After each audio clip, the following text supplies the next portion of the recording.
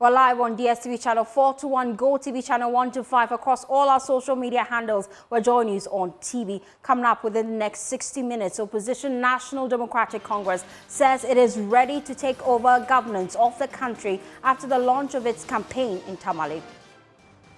I've been out of government for almost 8 years now.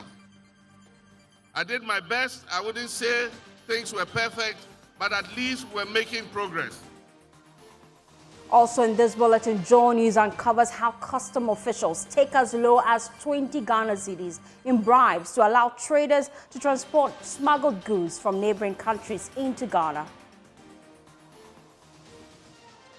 We have these plus business, sports, showbiz and world news in this package. My name is Faustina Safo. Take a seat to be my guest.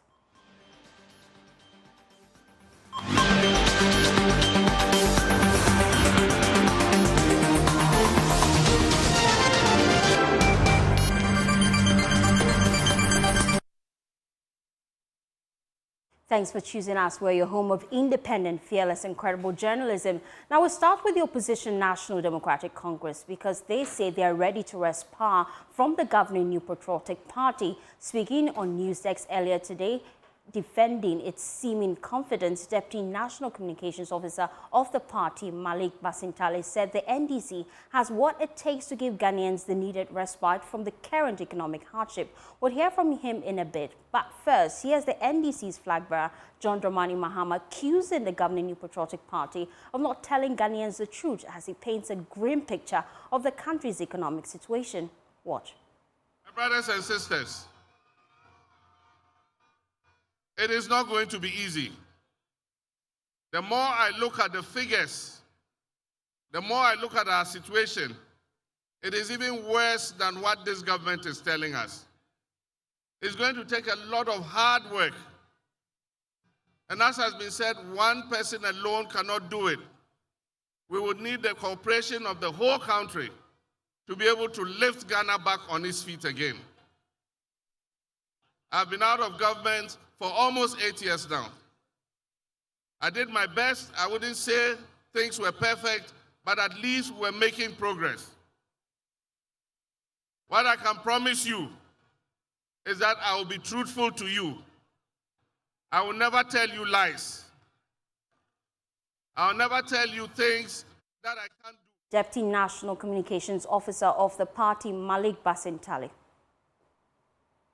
We are confident that Ghanaians will give us the nod because we simply didn't go out there chanting promises or exhibiting our manifesto, to the Ghanaian people. We first went to listen to them. We went into their homes, we went into their schools, we went into their shops, we met organized labor, we met the TUC, we met Abuso spare part dealers, we met nursing associations, we met teachers associations, and we met you journalists, and we listened to you.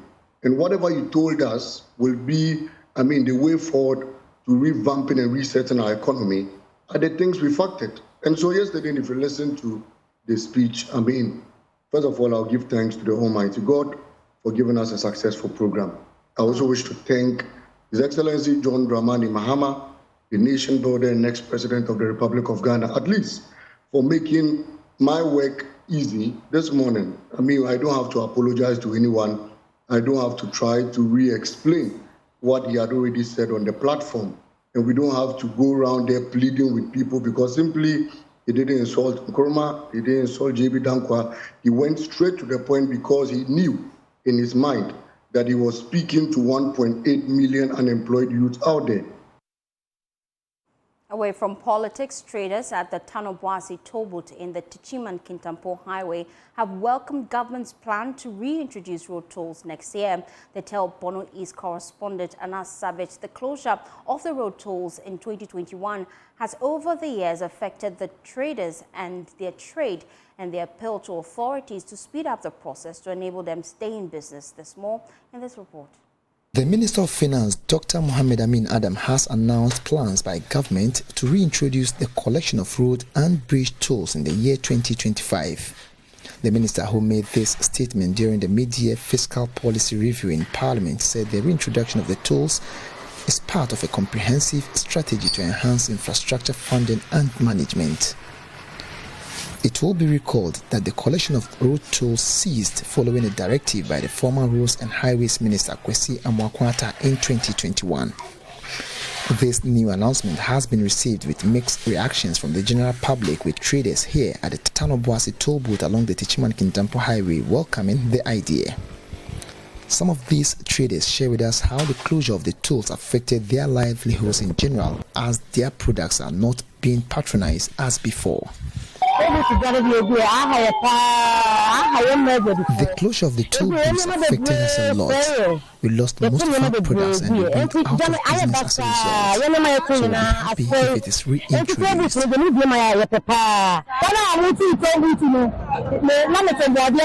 Our selling printing and cassava when the tolls were closed. I ran a loss and I'm still paying my debts. When they say they are reintroducing the tolls, they have to speed up so we get back to business.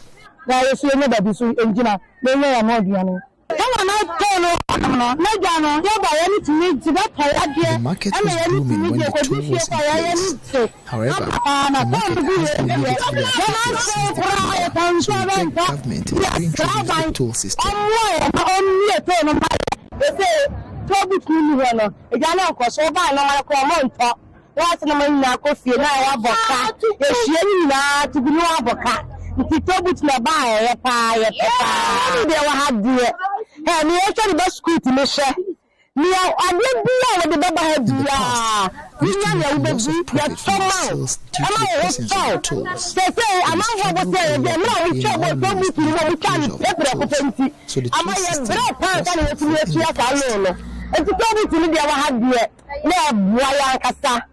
Whilst these traders welcome the reintroduction of the toll system, other drivers who ply the Techiman-Kintampo Highway says the move will bring undue hardship to their lives with a hike in the cost of fuel and spare parts.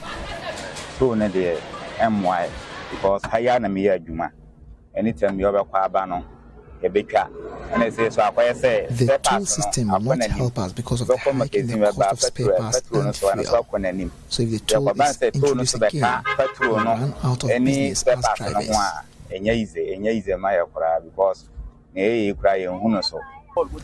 Others who believe the tolling system will be helpful are, however, appealing to government to consider scrapping the e-levy which was introduced when the tolls were scrapped. Drivers will accept it if the e-levy will be taken away. Introduced to offset the removal of the toll booth.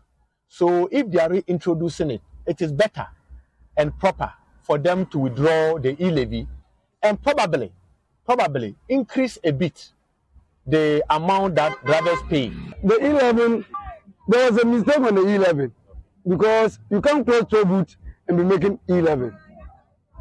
Because most of us, we the drivers, as long as we are working, you can pay toll booth. But the mobile money side is not really working good for us. Yeah, but the toll booth, I hope this one will help. Reporting for Joy News, Anas Sabit, Tano Boase. Now, if you use the Accra-Tema motorway often, I am sorry, your respite after the gaping pothole patches were done, unfortunately, are over. The potholes are back, larger and unsafe than before Michael Papaniashale and the team counted over 100 potholes on the express highway. Drivers are growingly and increasingly anxious and are urgently appealing to government to address the worsening condition of the road. Poor bitumen patchwork. Plain and simple. We counted at least 100 potholes on the Accra-Tema stretch of the motorway. Iron rods and the concrete slabs are now visible barely 6 months after the motorway benefited from the $150 million released for patching potholes across the country. The rains came and simply washed away the bitumen, and the potholes have returned, now larger and more treacherous than before. We have traveled less than half of the Tema-bound section of the Accra-Tema motorway. Already we have counted more than 22 potholes, one of which just behind me, staring us in the face. I can imagine a driver telling himself, Eric, slow down, your ties, as he approaches this dangerous spot. Drivers have no option but to slump into the iron rods-ridden potholes, ready to puncture the tires of unsuspecting motorists. Eric Upon is a victim. Last week, I blasted for there. I was speeding light one, so I didn't see early. So I passed up where the iron rods took the tire, at the back tire. So we blast the tire. So I come out the passengers. When it is morning and the evening, we find difficult for the motor to top. Actually, can't go early, slowly, especially Abattoir Bridge. Okay, yeah. They can't do them recently, but I still know there's a heavy potholes over there. Drivers are permitted a speed limit of 80 kilometers per hour. But to safely navigate the potholes, drivers are forced to slow down, causing traffic congestion on the express highway. This year, the motorway in Accra 4. I dey call no say traffic na chi wo hono abeduru over here da so omo ye kwa ni ye mai.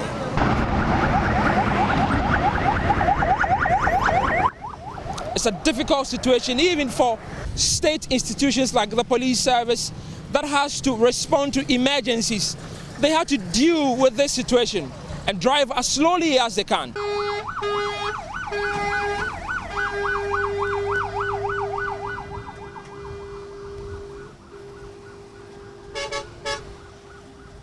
To make matters worse, all the street lights that used to line up the entire stretch of the Tema motorway have all been removed.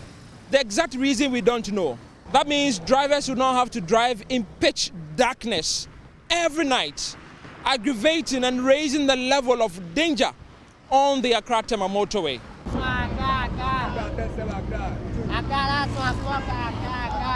Ride-hailing and taxi drivers like Stephen Ayano now avoid working at night because of the poor condition of the motorway. It's not easy. There was a time I saw a pothole around and I was like, what is this? On the motorway, driving on the motorway and seeing this pothole, nah, it's not good. He tells me he nearly lost his life on the motorway. There was a pickup driving by. I think the driver was sleeping also. He saw a pothole on the road and he tried to dodge. Luckily, only God. If God did not come inside, like that time, I could have lost my life that time. Sometimes someone stops me, me crash on my motorway, and I'll say, nah, because the way right now the road is, I won't go. Drivers, passengers and pedestrians are urging government to repair the deplorable road. So we are begging government to come throughout. Always government they pass through, but I don't know say maybe they see it or not. So we are begging them to come and see. So we have to go on the contractors because the way maybe they come on the road and they do the road, they just do like part-time thing. They don't do it to last. It's just a part-time thing. When it rains, nah, that's it. After traveling the entire stretch of the motorway from Accra to Tema and back, we counted a staggering 112 potholes. A disaster waiting to happen. Drivers hope the government will fix it before it gets worse. For Joy News, Michael Ashali.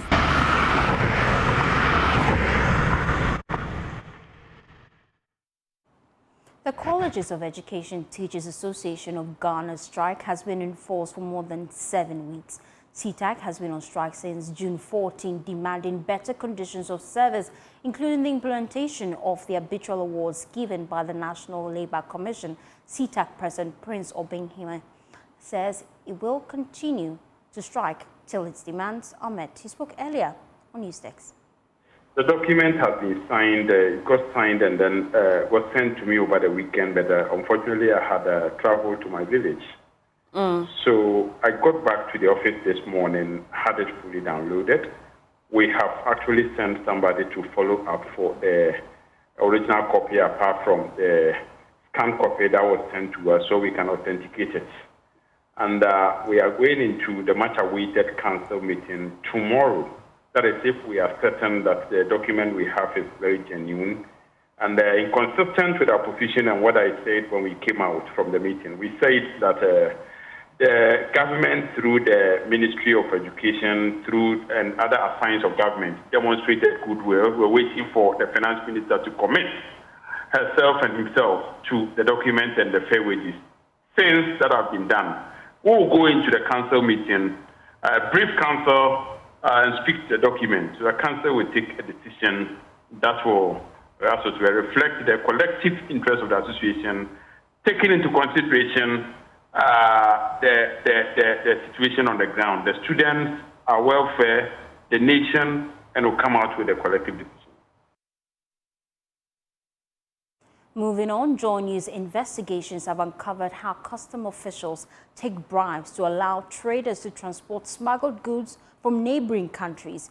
Now, these officials take bribes as little as 20 Ghana cedis to allow traders who have evaded paying taxes on their goods cross the borders. In our latest Hotline documentary, Porous Borders, investigative journalist Kwete Nate reveals how the country's inland borders are becoming a hotbed for the transit of smuggled goods.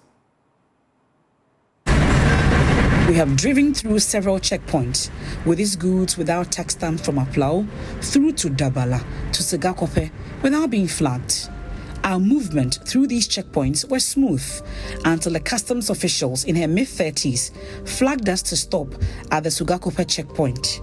The investigative team assumed this customs official who stopped us was to inspect these goods would get us to pay taxes on the assorted drinks. But we were in for a shocker. She demanded the team pay a bribe of 400 cedis. She allowed us to pay 200 cedis after some minutes of negotiations.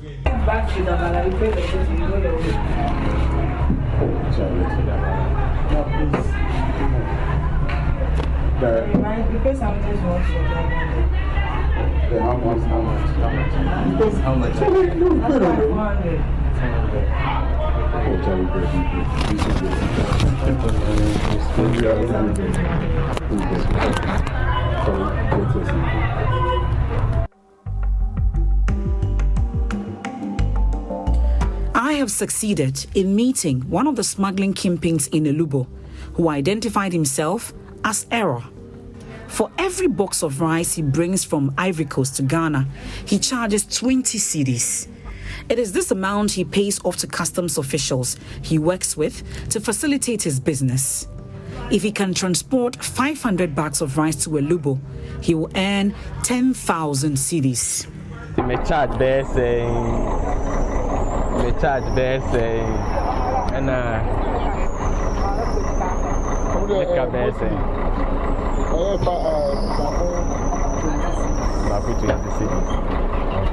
you ever say be about 300, number 320.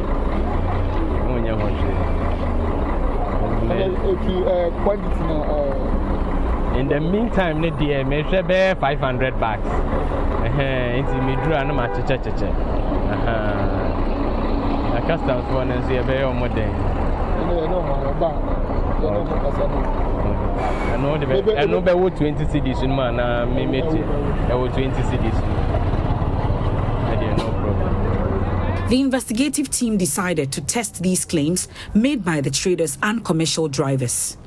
We bought several boxes of rice from neighboring La Côte d'Ivoire.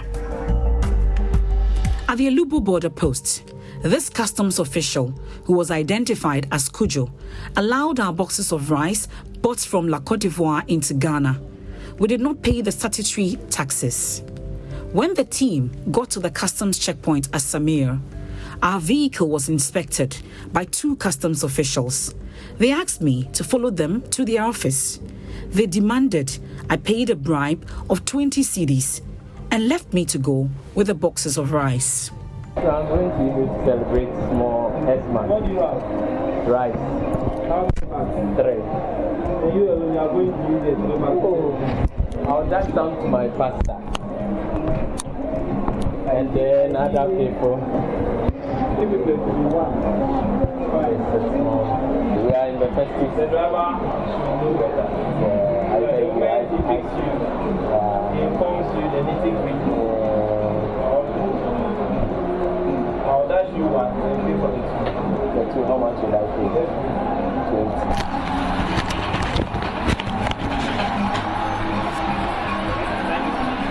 Thank you very much. Here's a book for me. Hey, thank you very much. My number is I thought you were coming to give me receipt. Oh. But the receipt when you pay the duty. The duty is one bar,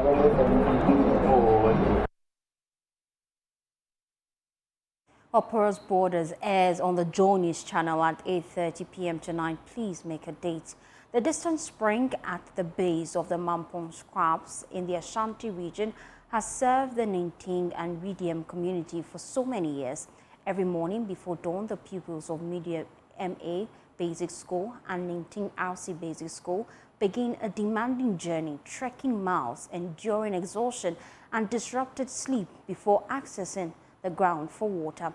In the series called Safe Water, Clinton Yeboah spends a day gauging the dire water crisis and the implications on residents. Basic school pupils of Redium MA Basic School begin their day hours before most of their peers. At 4 a.m., they begin a vigorous exercise not to steady, but to scoop water from a distant spring at the base of the Mampong Scrap. So far from the township, about 40 minutes from the Redium township, this has been a daily fright of students and of residents because daily they have to journey through these bush and areas to have access to water, despite the dangers that may come.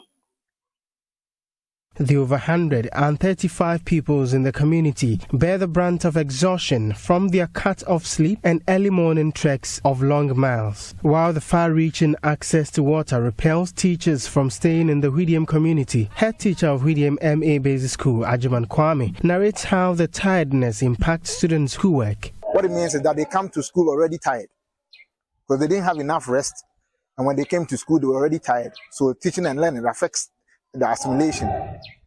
For those who wait till daybreak before fetching water, they either come to school very late or they decide not to come at all.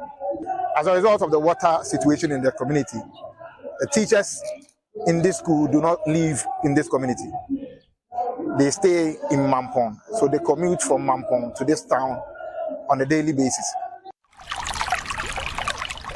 Flowing quietly through a natural exit point, the groundwater beneath the scarps at Redium emerges from the aquifer, flowing onto the top to become surface water. So after a frantic journey and process to get to this area, what you see is water dripping from corners and centers of this rock.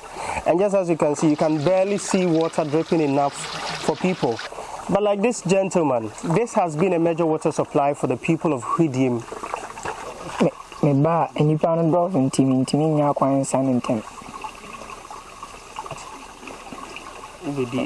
meet a lot of people here and I don't leave early. I join very long queue every morning. I can spend like an hour here. How much time? To spend 1 hour. The underground water lies bare without shade, allowing for more pollution from animals and erosion particles. Kwame Inti was seen washing from the same spot of the running water. He says the journey to the place is too far, and like many others, he cannot fetch and wash at home at a vigorous context in queues to get water. Nah, say person so ban pay bre ada more village now has in Tino. Neighboring communities also join us, so our numbers are huge, mostly in the morning. Sometimes you have to fight your way through.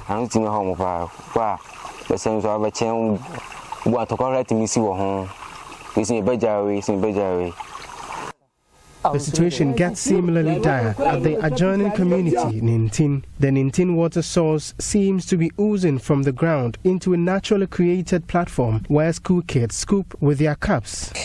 I'm not even sure I have words for the type of water source that this is, but yes, these are kids and students of Ninting trying to scoop as much as water that they may need. Because having to wake up so early in the morning the next day and join queues in order to have access to water may be something that they find frantic. And so they are trying to save time by coming here after school and save enough water for the next day. They recount missing academic tests due to lateness from enduring long queues. We are always late for school, and we missed class test. This is why we are here at this time. Let's stay in the Ashanti region because inhabitants of Agogoso in the Ashanti region say the absence of telecommunication services in the community is hindering their economic development. The indigents, who are predominantly farmers, are unable to communicate with people outside their area. Community leaders fear their wards may be left out of the digital space if the situation persists. Nana Aljima was in the community and filed this report. The Agogoso community is located in the Adanse North district of the Ashanti region. Despite the growth in population here, the community has poor access to telecom services, negatively affecting the lives of inhabitants. The young and energetic ones will have to climb a tree within the community to make phone calls. We find it difficult to make calls here. If we want to make a call, you have to come here, top here, to make a call because there's no network in this particular community. And majority of us don't stay here because there's no network. And when teachers are being posted here, to be frankly speaking, they don't come. You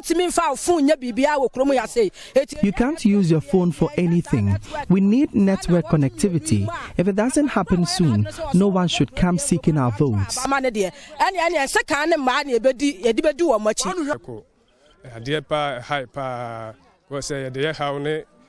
We have sent our request to the government through the MP, Honorable Amwako Esiama. He has refused to help us, claiming we are not part of the constituency.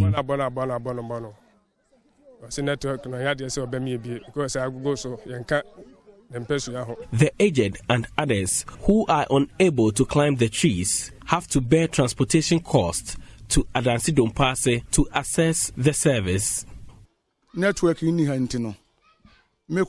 Even me, the chief, will have to either climb a tree or go to Dompase before I can make calls. As a chief, I can't climb trees, so I have to spend money to transport myself to Dompase just to make phone calls. With the evolvement of technology, many harbor the fear that their wards may be left out of the new order. Since this government took office 8 years ago, or almost 8 years, the government is championing ICT in schools. But the sad aspect is that when you take Agogoso community, for instance, the community or the school cannot boast with just one computer, which is very, it's a problem. It's a problem to us because our colleagues in cities are doing the same subjects with the aid of the computer. How much more we, the people in this community? They are planning to demonstrate to draw attention to their plight. For Joy News, Nana Aljima. Now, we have been hooted at, pelted with stones and verbally abused by colleges, accusing us for the reason why disgraced popular MC Rashid Ahmed Anita is serving 22-year term in prison. Unable to contain the difficult circumstances, the trio have now dropped out of school. These are the words of 3 of 13 girls who were defiled by the serial pedophile in Wa and sentenced last year. Joy News 2023 Impact Maker winner for the Upper West region, Ilyasu Baba, better known as Bahas, is however once again leading the charge to get support for them and to get them back to school. Rafik Salam has more in this report. The trio, Amina, Binta and Geneva, not their real names though, has been out of school since the Wasekud court, presided over by Jonathan Apogo, handed a 22-year prison sentence to disgrace local popular MC Rashid Ahmed Anata. The sexual predator stood trial at the court accused of defiling 13 school-going minors. For the first time, 3 of the minors have opened up to the public and gave rare access to Joy News on the harrowing experience they went through at the hands of the sexual predator 1 year after the incident. I was coming from school when he met me on the way. He asked where I was going to. I told him I was going home. He told me that he was my uncle and knew my father very well. He took me on his motorbike with the pretense of giving me something for my granny. He took me to his house, locked the gates, and had sex with me. The story of Amina and that of Binta and Geneva are carbon copies of the other. He took Amina and Geneva into his room whilst asking me to wait. After some time, I peeped through the window and I saw that he was sleeping with them. I quickly picked my sandals and ran home, and because of that, he couldn't get me. They are happy that justice was served at their perpetrator 7 times at the prison. Anytime he sleeps with me, I always wanted to tell my mother, but for fear that she will beat me, I kept quiet. But now that he has been jailed, it has erased my nightmares. The next few months saw 10 out of the 13 minors dropped out of school due to unsavory remarks and obscene gestures from their colleagues. They have constantly been harassed, scorned, and pelted with stones, accused of being the reason why Anata is sticked at the War Central Prison. As a result of that, they have now dropped out of school. They have always been insulting me and accusing me of being the reason that Anata has been jailed. When I am coming from school, they pelt stones at me, including pupils from other schools. Whilst Amina and Binta at the moment are idling, Geneva is reluctantly engaged in selling trophies. The trio are pained by their absence at school and wish to get back, given the opportunity and support from benevolent organizations and individuals. They will, however, prefer to have the schools outside the one municipality. I want to go to school, but not here in Wa. So if I get school anywhere apart from Wa, I will go.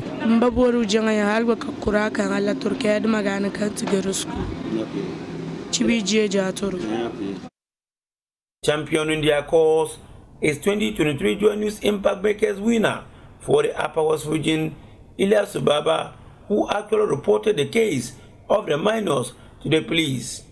He is happy that justice was served. He is however unhappy about the aftermath. The society have rejected them, schools have rejected them. Even the stigma alone at the school have pushed most of them away from school. Now they are in town roaming, people are calling them names.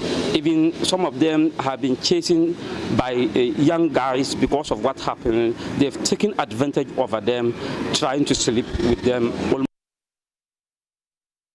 You're watching Joy News Today. We'll be back with business after this break.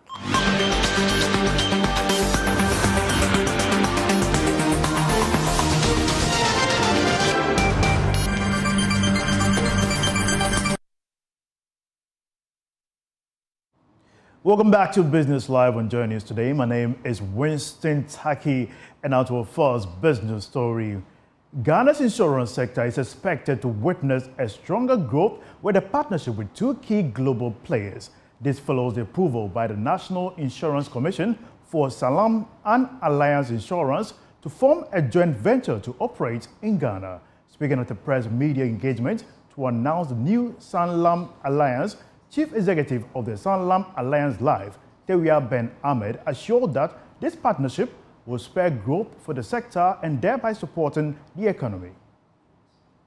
Salam and Aliance, the 2 insurance giants that formed Africa's largest non-banking financial services company through a joint venture named Salam Alliance in 2023, have launched their Salam Alliance brand in Ghana.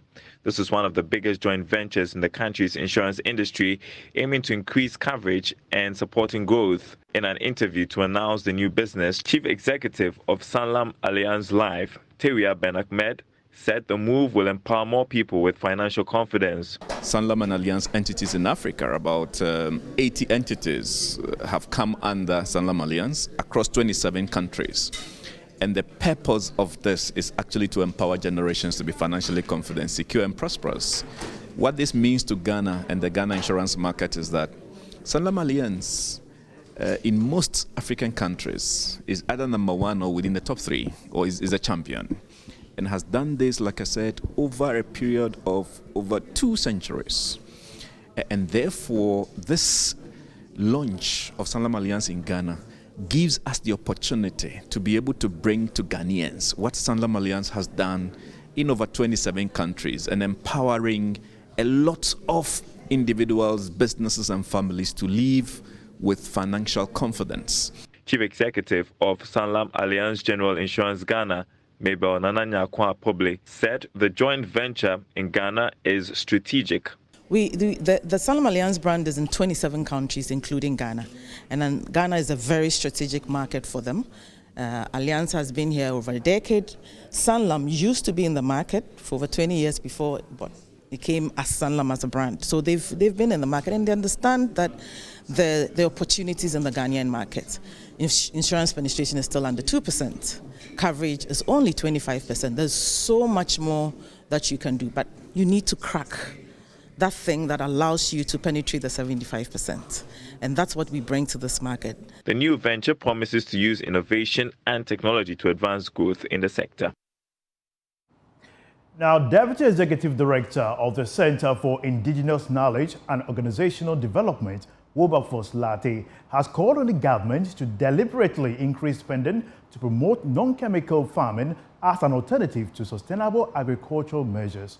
At a workshop in Sunyani for Queen Mothers on agroecology and climate change in the transition zone, Mr. Latte said such workable alternatives will not only protect health and the environment, but also help farmers save resources. Precious Semevo has more. The engagement of 40 Queen Mothers from the Bono and regions in Sunyani ensured a better understanding of agroecology as a climate change adaptation and mitigation strategy. It also strengthened their capacity to play a more meaningful role in addressing the impacts of climate change. The Queens outlined some action plans, including advocacy on indigenous farming practices and foods, with a call to regulate chemical use. Bono Programs Manager of Action Aid Ghana, Kwame Afram-Dentra, wants support for the Queens to ensure they play critical roles in sustainable management and use of natural resources. They know all the issues that we are discussing. What is left is for us to give them the necessary push. They have a critical role to play as management of national resources is concerned. They are talking about environmental pollution, they are talking about drying of rivers and other things. Even there is a suggestion that they should look at enforcing the bylaws in the communities on how they can protect their river bodies at the community level, which they used to do earlier. And we are just emphasizing that they should continue to play that role and be firm on perpetrators of the destruction of the environment. Deputy Executive Director of the Center for Indigenous Knowledge and Organizational Development, Wilberforce Latte, called for increased government spending to promote safe indigenous farming practices due to the many benefits. If because of the crisis, we can go back to manures. So it means that manures are useful. And so we think that there should be increased government spending on promoting these alternatives, this non-chemical farming. So if we put in some seriousness, we should be able to incentivize the use of our traditional ways of farming. And so when the farmers are exposed to the alternatives, which is locally driven, they will save a lot of resources. That'll be all for business. We have more news for you after this break. Stay tuned.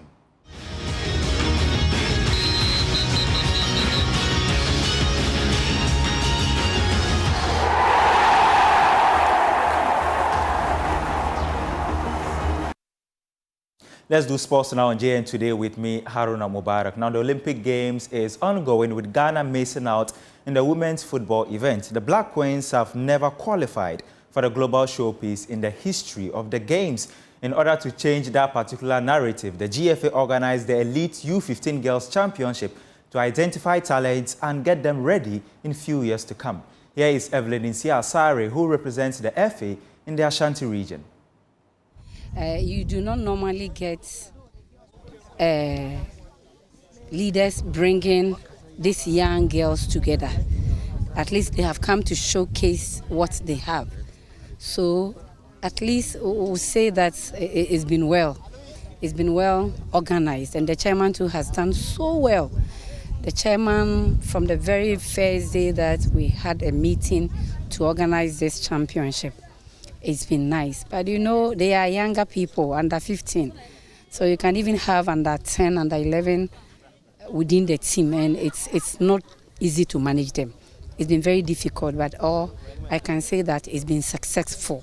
It's been nice, organized, and I also thank the coaches. In fact, they came to showcase the talents that they have brought from their region. So, you know, we say we've had a very successful tournament. In anything, the first is always the challenge. So we say that we have done well. I mean, if you look at the nature of Ghana women's football, it seems to be on the rise in the last few years. How does this championship add to the growing interest of women's football in this country? You know that not long ago we launched the Ghana women football strategy, and this is one of the strategies, talent identification. So we just came here to unearth the talent, put them together, get the under 15, under 17, under 20. We want to get them right from the initial stages.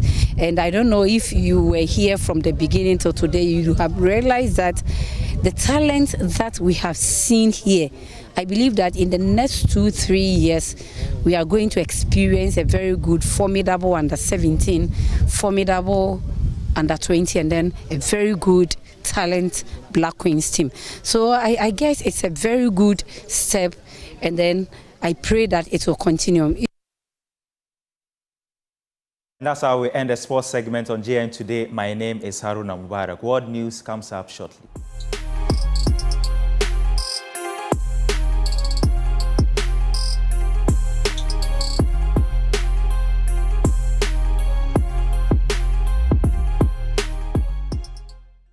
Good afternoon, you're welcome to the Showbiz segment with me, Jacqueline and Samar Yabwa.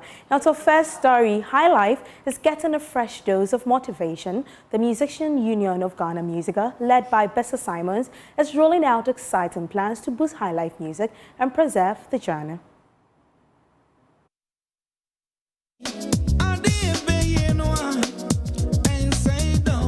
High Life music, often dubbed the heartbeat of Ghana, has been the center of musical conversations for weeks now.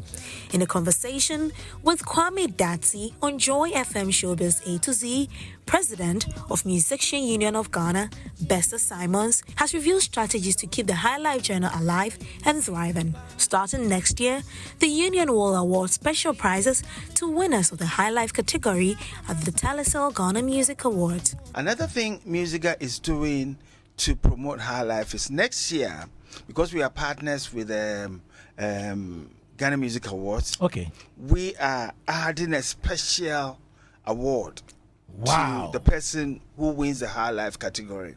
And this is going to be a very attractive cash prize? I wouldn't say it now. I would say it will be more than cash prize. Oh, really? It will be more than cash another prize. plug? A private jet. A car? A private jet. You know, when we were having our elections, somebody came and said, if you vote for me, my logo is one musician, one jet. So that will really make it more attractive. And every year we'll advocate for that. But it's not just the musicians who have a role to play. Renowned music producer Justice Oten, popularly known as Weye Oten of Drumline Studios, shared his thoughts on the matter. Speaking on the same show, he emphasized the crucial role producers play in shaping the sound and style of high life music, influencing what listeners groove to. Producers, we set the pace. Producers can have an agenda and set a pace, because guess what? If I get 10 musicians and I send them a certain line of beat and I know they will love it, and within 3-4 months, those people are able to drop those songs and we promote it, trust me, it becomes a trend. That's how Zonto was made. Somebody plays, somebody liked the vibe, another person play, another person liked the vibe, and that is how constant, like, exactly my point. It grew on people. With Music has new plans, it looks like high life music is not going anywhere. On that note, it's a wrap for the Showbiz segment with me, Jacqueline and Smayabwa. Over to you, Faustina. Thank you, Jacqueline, for bringing us Showbiz. You're watching Joy News today. Let's take